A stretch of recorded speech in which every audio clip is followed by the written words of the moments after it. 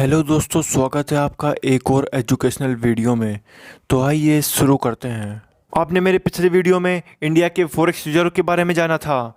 इस वीडियो में हम फॉरेक्स रिजर्व के बारे में डिटेल से जानने की कोशिश करेंगे, वो भी लेटेस्ट एग्जाम्पल के साथ।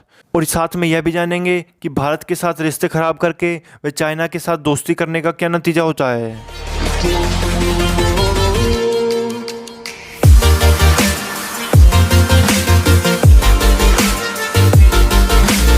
वो देश कोई और देश नहीं बल्कि श्रीलंका है। श्रीलंका ने कुछ दिनों पहले ही स्टेट ऑफ इमरजेंसी घोषित किया था, क्योंकि वहाँ खाने पीने की शॉर्टेज हो गई थी। लोगों को खाने पीने को वस्तु नहीं मिल पा रही थी। और इसकी जो बड़ी वजह निकल कर सामने आ रही है वो ये कि दरअसल वहाँ के जो बैंक्स हैं उनके पास फॉरेन एक्सचेंज रिजर्व खत्म होने के कगार पर हैं। एग्जैक्टली हुआ क्या, थोड़ा डिटेल में समझते हैं। मान लो आपके देश में खाना नहीं बचा है, तो आप किसी बाहर के देश से खाना मंगवाओगे, सपोज करो जैसे कि अमेरिका से। परंतु उस खाने को खरीदने के लिए उन्हें डॉलर में पेमेंट करना पड़ेगा। परंतु यदि श्रीलंका के पास डॉलर ही नहीं बचा तो वो नहीं खरीद पाएंगे। और इसी कारण वहाँ इमरजेंसी घोषित कर दिया गया था। और इस वजह से वहाँ के फूड के प्राइस काफ़ी हाई हो गए हैं। चलिए फॉरेक्स रिजर्व पर आते हैं। आखिर कितना फॉरेक्स रिजर्व है श्रीलंका के पास? जुलाई एंड में जो डेटा निकलकर सामने आया था उसके मुताबिक श्रीलंका का total forex reserve 2.8 billion dollar हो गया था। और सोचिए, ये तो कुछ भी नहीं है भारत के मुकाबले। तो अब ऐसा हुआ क्यों, इस पर भी थोड़ी नज़र डाल लेते हैं।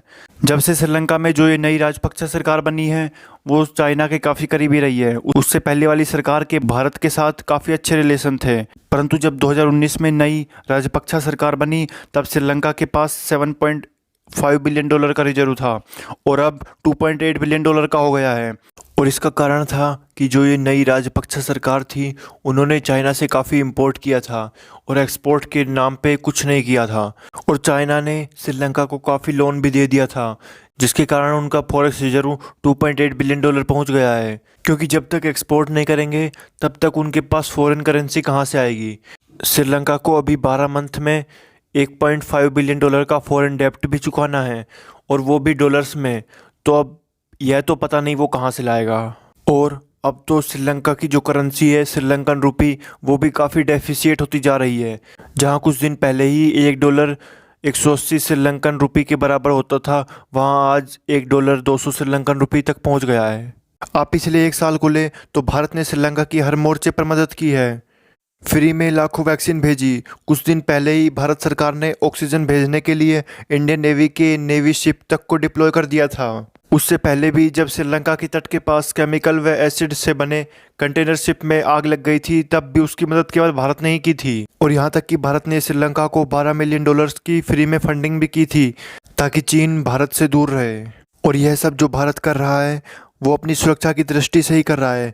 कहते हैं ना, विनाश काले विपरीत बुद्धि। इस समय श्रीलंका की यही हालत हो गई है। श्रीलंका अपनी इस हालत को देखकर भी चीन की हरकतों को नहीं समझ पा रहा है। खैर, नेपाल और श्रीलंका दोनों जितनी जल्दी चीन के मंसूबों को समझ जाए उतना अच्छा है। वैसे आपको क्या लगता है, भारत सरकार को श्रीलंका पर क्या करना चाहिए? कमेंट सेक्शन में लिखकर ज़रूर बताइए।